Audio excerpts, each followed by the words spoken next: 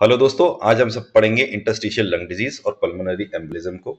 Definition क्या है ILD की? लंग्स के इंटरस्टिशियम में क्रोनिक इन्फ्लेमेशन और फाइब्रोसिस जो होता है, उसकी वजह से हमारे लंग्स स्टिफ हो जाते हैं।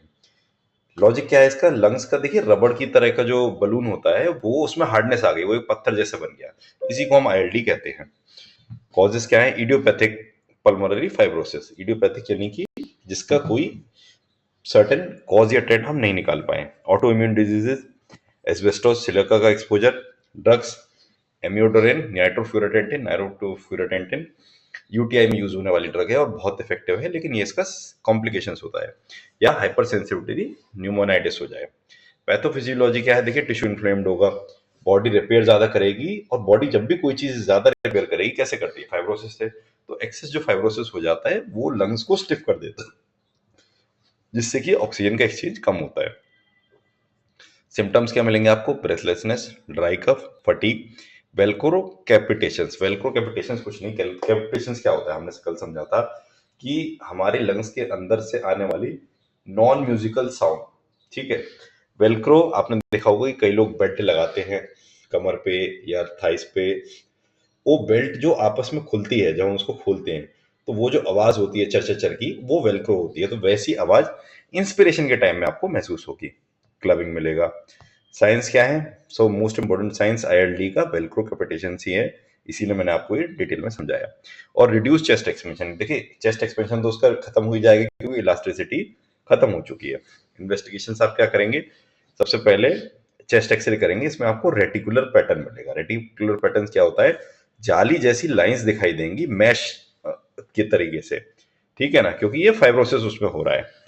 सेकंड, जब एचआरसीटी आप कराएंगे तो इसमें आपको हनी कोम्बिंग पैटर्न मिलेगा। हनी कोम्ब क्या होता है कि बी हाइव जैसी सेल्स आपको मिलेंगी लंग्स में कई जगह।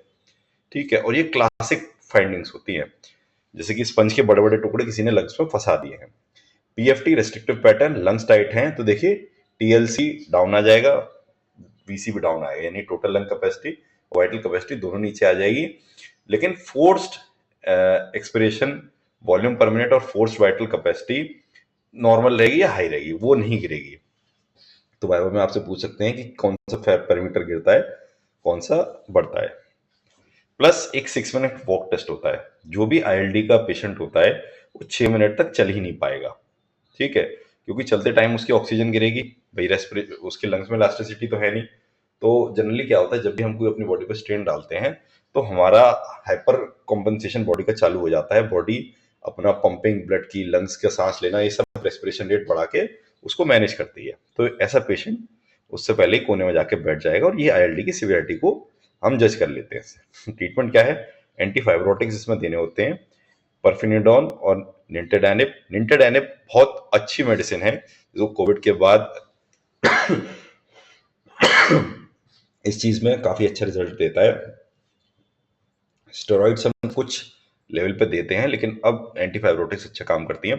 पल्मोनरी रिहैब, ऑक्सीजन थेरेपी, देखिए सपोर्टिंग तो रेस्पिरेशन में, ऑक्सीजन थेरेपी तो हर डिजीज में चलेगी, तो आप हर किसी में लिख सकते हैं। लेकिन हर डिजीज में एक पर्टिकुलर हॉलमार्क सिम्टम होता है और एक हॉलमार्क उसका ट्रीटमेंट होता है, वो आपको करेक्टली आना चाहिए। ठीक है ना, जैसे आईएलडी में हमने दिख लिया वेल्क्रो कैपिटेशंस, और सीटी करेंगे तो आपको हनीकॉम्बिंग मिलेगी। पैटर्न देखेंगे तो रेस्ट्रिक्टिव पैटर्न देखेंगे, और ट्रीटमेंट इसका एंटीफाइब्रोटिक्स है। ठीक है, छोटा टॉपिक है, बहुत जल्दी हो गया। सेकेंडरी हमारा टॉपिक है पल्मोनरी एम्बोलिज्म। पल्मोनरी एम्बोलिज्म का मतलब क्या है? लेग्स वेन्स का जो क्लॉट है वो लंग्स की आर्टरी में अटक गया, यानी कि आपने देखा होगा फुटपाथ का एक पत्थर हाईवे पे आके गिर जाए तो वो उसको ब्लॉक कर देता है, ट्रैफिक रुक जाता है। वही वाली कहानी है, या पहाड़ से आगे पत्थर गिर गया, कि वो क्लॉट तो पैर में था, ठीक है, लेकिन वो सर्कुलेशन में घूमता घूमता आर्टरीज में आ गया, और आर्टरीज में आपको पता है कि बिल्कुल उसको क्लियर पंपिंग चाहिए होती है। कॉजेस क्या है? इसमें आपको विर्चुअस ट्रायड जरूर लिख के आना है। स्टेसिस, ठीक है, स्टेसिस का मतलब ये है कि हमारी बॉडी एक पंप की तरह कंटिन्यूअसली काम करती रहती है, सारा फ्लूइड उसमें, चाहे ब्लड हो चाहे यूरिन हो, सब घूमता रहता है। तो अगर उसके मूवमेंट में कमी आ गई है तो वो बहुत सारी सीरियस प्रॉब्लम कॉज कर देगा। सेकेंड है हाइपर कोगुलेबिलिटी। कुछ लोगों का ब्लड में कोगुलेशन की टेंडेंसी ज्यादा होती है, that may be due to disease, that may be due to genetic factors. लेकिन जिसका भी ब्लड हाइपर कोगुलेबल होता है उसको ये टेंशन रहती है कि कहीं उसमें थ्रोम्बोसिस ना फॉर्म हो जाए। थर्ड इज एंडोथेलियल इंजरी, जो कि आपको पता ही है, सिम्टम्स क्या है, इसमें सडन ब्रेथलेसनेस होगी, यानी ऐसा नहीं है कि पेशेंट को ब्रेथलेसनेस की प्रॉब्लम होगी, एकदम उसकी सांस सी चढ़ेगी, शार्प उसको चेस्ट पेन होगा, क्योंकि जैसे ही आर्टरी में जाके वो ब्लॉक करेगा पूरा सिस्टम शॉक में चला जाएगा। हिमोटाइसिस भी हो सकता है और टेकिकार्डिया तो मिलेगा ही मिलेगा। साइंस इसमें टेकीपीनिया मिलता है। टेकीपीनिया इसका हॉलमार्क सिम्टम्स है। टेकीपीनिया का मतलब ये है कि पेशेंट नॉर्मल बैठा हुआ एकदम उसकी रेस्पिरेशन रेट बढ़ जाएगी, वो भर भर के सांस लेगा, जल्दी जल्दी सांस लेगा, ऑक्सीजन लो हो जाएगी क्योंकि ब्लॉकेज हो गया है, और डीप वेन थ्रोम्बोसिस यानी उसके पैर में सूजन आ जाएगी जहां का क्लॉट वो होगा। तो इसकी इन्वेस्टिगेशन कैसे कराएंगे आप? इसकी इन्वेस्टिगेशन में हमको डी डाइमर टेस्ट करना होता है। अगर क्लॉट बॉडी में बन रहे हैं टूट रहे हैं तो डी डाइमर हमारा हाई आता है। और इसका स्क्रीनिंग टेस्ट क्या है? सीटी पल्मोनरी एंजियोग्राफी होता है और ये गोल्ड स्टैंडर्ड बेस्ट टेस्ट माना जाता है। इतना क्लियर ये टेस्ट होता है कि जैसे आप गूगल मैप्स में देखते हैं ना कि आगे जाम लगा हुआ है, ट्रक खड़ा हुआ है, उस लेवल तक की इसकी क्लैरिटी होती है कि डाइस से आर्टरीज बिल्कुल क्लियर दिखाई देगी, उसके अंदर अगर कोई ब्लॉकेज है तो वो भी बिल्कुल क्लियर दिखाता है। ठीक है। डॉपलर ऑब्लेक्स कराना होता है इसमें, क्योंकि ये तो पता चले कि थ्रोम्बोसिस कहाँ पे और कहाँ से जो है क्लॉट बन रहा है, जैसे नहीं तो फिर आगे फिर प्रॉब्लम हो जाएगी। अच्छा, इसमें ईसीजी का एक अलग सीक्वेंस मिलता है S1Q3T3, जो कि ये दर्शाता है कि राइट हार्ट में स्ट्रेन आ रहा है। लेकिन ऐसा नहीं है कि हर केस में ये वाला ईसीजी मिलेगा, इट मे बी और इट मे नॉट बी। और एबीजी देखते हैं। एबीजी तो आपको पता ही है, मतलब इंटरवेंशन के टाइम पे, आईसीयू के टाइम पे सबसे अगर कोई इंपॉर्टेंट टेस्ट है जो मैंने देखा है कि जरूरी होना होता है डेली, वो एबीजी ही होता है, क्योंकि इसमें हाइपोक्सिया भी क्लियर आएगा और लो CO2 भी आएगी, हाइपर वेंटिलेशन क्योंकि ब्लॉकेज हो गई है।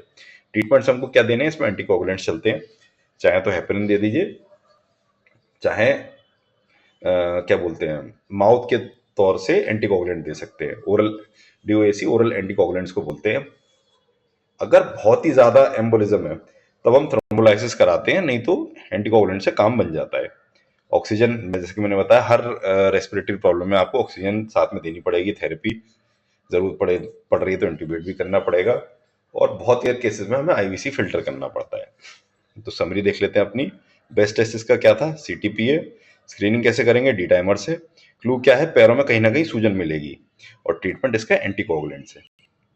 इसी तरीके से ये वाला भी चैप्टर खत्म हो गया। और आई थिंक अब हमने हमारे चैनल पे एक चीज आपको जरूर मिलेगी कि पढ़ाई बहुत इंजॉयबल है।